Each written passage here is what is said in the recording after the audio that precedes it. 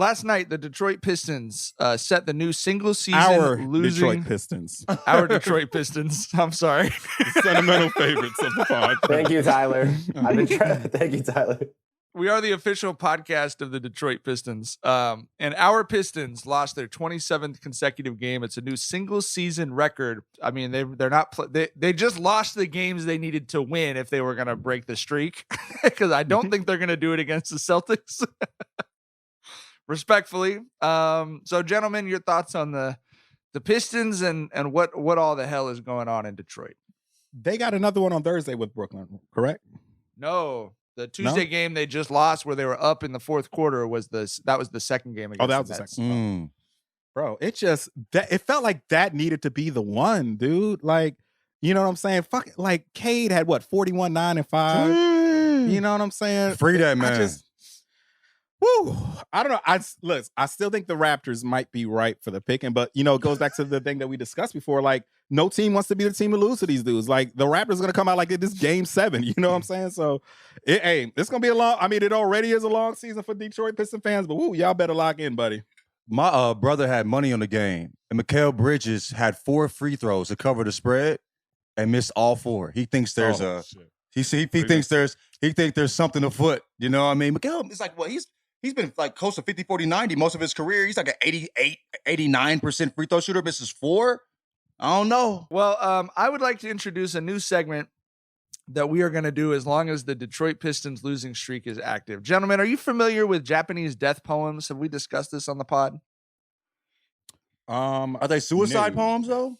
They're not suicide poems. Although the genre does include poems written by samurai before they committed seppuku, which is a honor form of suicide or whatever. Yeah. I know that from anime. Oh, a man of culture.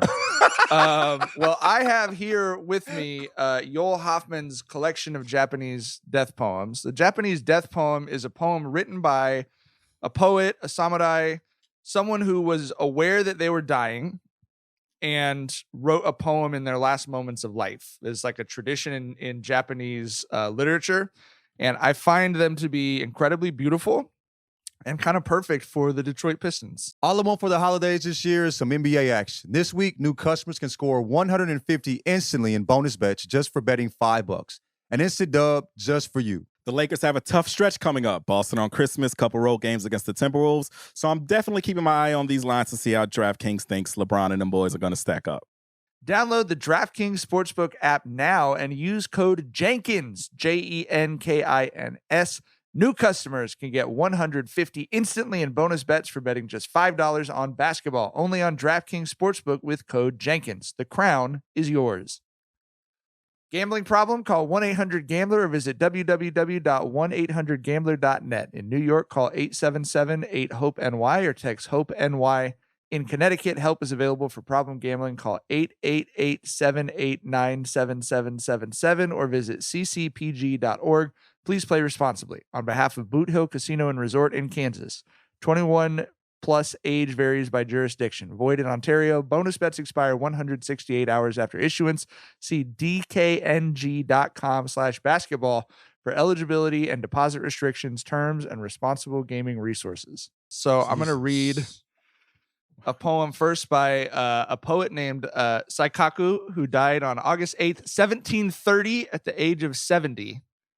That was aching. For that time period? Jesus Christ. I know Japanese people live have a reputation of living long. Japanese people live a long, long they time. lived to their 70s? Like to their hundreds, bro. Like, nigga, what? Yeah. Shar has That's like multiple biblical ages. aunties and uncles that are in their like late 80s and 90s. They eat fish and Like rice now, bro. yeah, but I'm talking And they about have the small 1700s, frames. nigga. That's crazy. It's a lot of people in here. It's a lot of people here who lived to their 70s and 80s in the 16 and 1700s. That's crazy. And had an awareness of what their span of life was, that they woke up and were like, I don't think I'm going to bed tonight. let me sit down and write a poem and then fucking tip over. The good old Fred Sanford. I'm coming to Georgia. It's the big one. Oh man, That's the cultural crossover that we can offer on Jenkins and Jonez, the medieval Japanese death poem to fucking Fred Sanford. That's exactly right. All right, this is from a poet called Saikaku who wrote. I'll read the Japanese for. These are haikus. They're not all haikus, but I'm reading from the haiku section because they're shorter. I'll read it in Japanese first and then the English translation. Tsukikage o kate ima iku jumon ri. I borrow moonlight for this journey of 1,000,000 miles. Oh man, that's beautiful. He did Wow. something with that one. Can Wow. you run it back? Can you run it back? No, I'm going to read another one. No, now. no, no, Okay, no, no, okay. no. Run that back. Okay, It deserves a borrow second moonlight read. for this journey of 1,000,000 miles. Whew. That shit made me put my eggs down for a second. His eggs. God damn. Gotta pull his eggs down. Gotta put my motherfucking eggs down. God damn. That's beautiful, bro. Okay, this is Are, a 21 these writers? Is this just a man that just Yes, wrote these this are, from the these start? are poets, but also like emperors, like people who were, it's there's a history of multiple religions in Japan, but for like Buddhist monks, these are Buddhist monks, these are poets, these are people who are aware Okay. enough of their lifespan to know. But every poem in this book, which is a pretty thick book, was documented to have been written usually in front of people Okay. on the day that the person died. So, but this wasn't like a swordsmith that just No, this wrote is something like, down. This is one of the ones. Yes. Okay. So, okay. Yeah. So, yes. So this is a poet who, probably had cancer. Somebody had a fatal illness, died when he was 21 on February 5th, 1790. Wrote, this is Sakyoku. And it says, Sakyoku died on the day of the equinox of spring, a day on which the Japanese hold ceremonies in remembrance of their ancestors. Cherry trees begin to bloom at about this time of year. And he wrote, Ara kanashi hana no higan o shide no tabi. How sad, amidst the flowers of the spring equinox, a journey deathward. Death word. I don't think I've ever heard that before. But Never. Should I do one more? Yes. Yeah. We could do a pod on these. Actually, I'm all the way locked in. I mean, I think between each pot, however many games the Pistons lose in between those should be how many We read read. one each. Okay, Yeah, I'm not one- going to do 27 right now. No, but we'll do no. that. But going forward, they lost too many games for that. I like it. So this is, if anyone's interested in this, it's a fascinating book, Japanese death poems. It's edited by Yoel Hoffman, which is an Israeli scholar who teaches and studies at the University of Kyoto. And it was published in conjunction with the University of Kyoto. Really a fascinating book. Teaches you a lot about how differently people in Japan feel about death. The idea of death there is that death is just nothingness. It's not a force or like someone that's coming to take you. It's just, it does, like, I think the first line of the intro is like, death may not be anything, but it is still obviously important because it's the end of everything that we know about. So this is a So poet when he said millions, he meant infinite miles. Then knowing that it's nothingness.